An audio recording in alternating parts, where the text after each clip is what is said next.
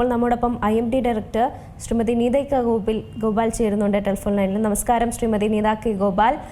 ഇപ്പോൾ കേരളത്തിൽ വേനൽ മഴ തുടരുമെന്ന് തന്നെയാണ് ഇപ്പോൾ കാലാവസ്ഥാ വകുപ്പിന്റെ ഒരു പ്രവചനമൊക്കെ നമ്മൾ അറിയുന്നു. എന്തൊക്കെയാണ് മുന്നറിയിപ്പുകളൊക്കെ ഉള്ളത്?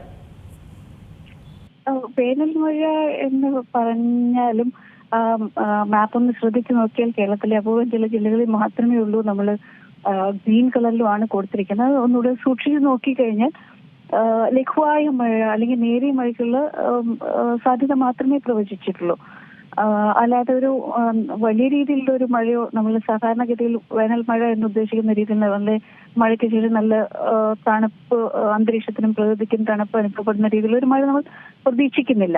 ഈ വരുന്ന ദിവസങ്ങളിൽ വളരെ ലഘുവായ രീതിയിൽ വളരെ ചുരുക്കം ചില സ്ഥലങ്ങളിൽ മാത്രമാണ് നമ്മൾ മഴ പ്രതീക്ഷിക്കുന്നത്. അതുകൊണ്ട് തന്നെ ഇപ്പോൾ നമ്മുടെ റിപ്പോർട്ടർ അഭിജിത്ത് ജയൻ സൂചിപ്പിച്ചതുപോലെ ചൂടിന് എതിരെയുള്ള ജാഗ്രതാ നിർദ്ദേശത്തിനാണ് നമ്മളിപ്പോൾ പ്രാധാന്യം കൊടുക്കേണ്ടത്.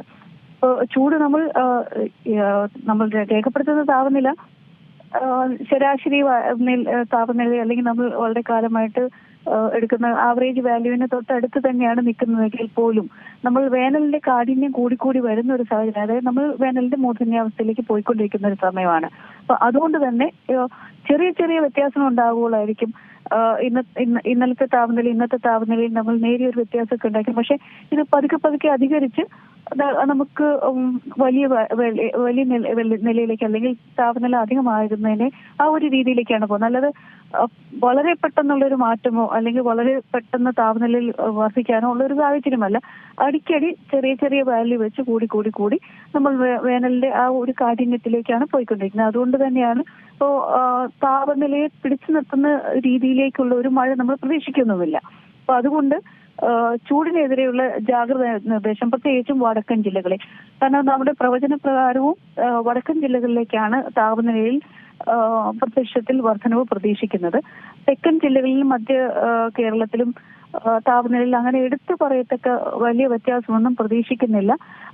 സാധാരണ രീതിയിലോ അല്ലെങ്കിൽ അതിനേക്കാൾ അല്പം കുറഞ്ഞു ആണ് ഇപ്പോൾ ആ താപനില പോയിക്കൊണ്ടിരിക്കുന്നത്. പിന്നെ മഴ അല്പമെങ്കിലും ഉണ്ടാവുന്നുണ്ടെങ്കിലും ഈ പറയുന്ന സ്ഥലങ്ങളിൽ മഴ ഉണ്ടായാൽ പോലും അത് താപനില അങ്ങനെ പിടിച്ചു നിർത്തില്ല. എന്നിരുന്നാലും ഈ അല്പം മേഘശകലങ്ങളൊക്കെ വരുന്നതുകൊണ്ട് സൂര്യന്റെ രശ്മികളെ ഒന്ന് തടഞ്ഞു നിർത്താനൊന്ന് സഹായിക്കുന്നുള്ളത് സത്യമാണ്. പക്ഷേ ഈ മഴ കൊണ്ടുണ്ടാകുന്ന ഒരു ദോഷം എന്താണെന്ന് വെച്ച് കഴിഞ്ഞാൽ പെയ്യുന്ന അത്രയും മഴ പെട്ടെന്ന് തന്നെ നീരാവിയായി അന്തരീക്ഷത്തിന് ആർദ്രത കൂടി പിന്നെ അത് വിയർപ്പ് കൊണ്ടുള്ള ബുദ്ധിമുട്ടുകൾ അല്ലെങ്കിൽ നമുക്ക് ചൂടും വിയർപ്പും കൊണ്ടുള്ള അസ്വസ്ഥത വർദ്ധിക്കുകയാണ് ചെയ്യുന്നത്. അപ്പൊ അതുകൊണ്ട് ഈ വരുന്ന മഴ നമുക്ക് ഒരു രീതിയിലും ആശ്വാസകരമല്ല എന്ന് തന്നെ വേണമെങ്കിൽ പറയാം. ആശ്വാസം തരുന്ന രീതിയിലുള്ള മഴയല്ല. അതുകൊണ്ട് നമ്മൾ ചൂടിനെതിരെ ഇപ്പൊ നമ്മൾ March 20 എന്ന് പറയുമ്പോഴേക്കും മാർച്ച് മാസം തുടങ്ങിയതേ ഉള്ളൂ. എന്നാലും March 20 ആകുമ്പം സൂര്യൻ ഉച്ചസ്ഥായിയിൽ വരുന്ന സമയമാണ്. അതായത് നമുക്ക് സൂര്യതാപം കൂടുതലുള്ള സൂര്യരശ്മികൾ നമുക്ക് പതിക്കാൻ തുടങ്ങിയിരിക്കുന്നു. അതുകൊണ്ട് തന്നെ കൂടുതൽ സമയം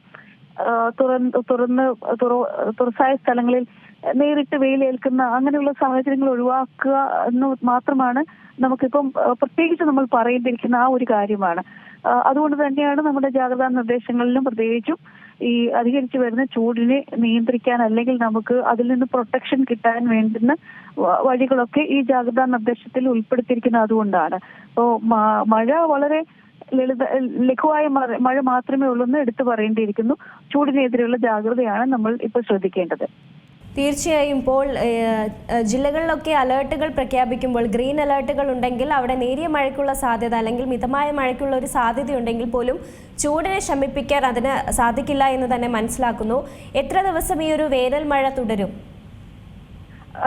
ഇങ്ങനെ ഈ ഒറ്റപ്പെട്ട സ്ഥലങ്ങളിൽ കുറച്ച് ഈ മഴ ഇങ്ങനെ തുടർന്നുകൊണ്ടേയിരിക്കും. അപ്പൊ നമുക്ക് ഒരു ഇടയ്ക്കെങ്കിലും എവിടെയെങ്കിലും ചില സ്ഥലങ്ങളിലെങ്കിലും ഒരു ചെറിയ മഴ അത്രയൊക്കെ ഉണ്ടാവുള്ളൂ. നമ്മൾ ഈ ഗ്രീൻ കളർ കൊടുക്കുന്നോണ്ട് ജില്ലയിൽ എവിടെയെങ്കിലും ഒരു സ്ഥലത്തെങ്കിലും റിപ്പോർട്ട് ചെയ്ത് കഴിഞ്ഞാൽ മഴ റിപ്പോർട്ട് ചെയ്തു എന്നായിരിക്കും ടെക്നിക്കലി നമ്മളുടെ റിപ്പോർട്ട് പോകുന്നത്. അപ്പൊ അത് നമ്മൾ വരണ്ട കാലാവസ്ഥ നമുക്ക് തീർത്ത് പറയാനും പറ്റില്ല. ആ ഒരു അർത്ഥത്തിൽ മാത്രം കണ്ടാൽ മതി ഇപ്പൊ കൊടുത്തിരിക്കുന്ന ആ പച്ച നിറത്തില്. അതിലും ലഘുവായതോ മിതമായതോ അല്ല, ലഘുവായ മഴ മാത്രമേ നമ്മൾ പ്രതീക്ഷിക്കുന്നു, വളരെ നേരിയ മഴ മാത്രമേ നമ്മൾ പ്രതീക്ഷിക്കുന്നുള്ളൂ. ഈ ഒരു അവസ്ഥയാണ് ഇനി അങ്ങോട്ടേക്ക് തുടരുക കുറച്ച് ദിവസത്തേക്ക്.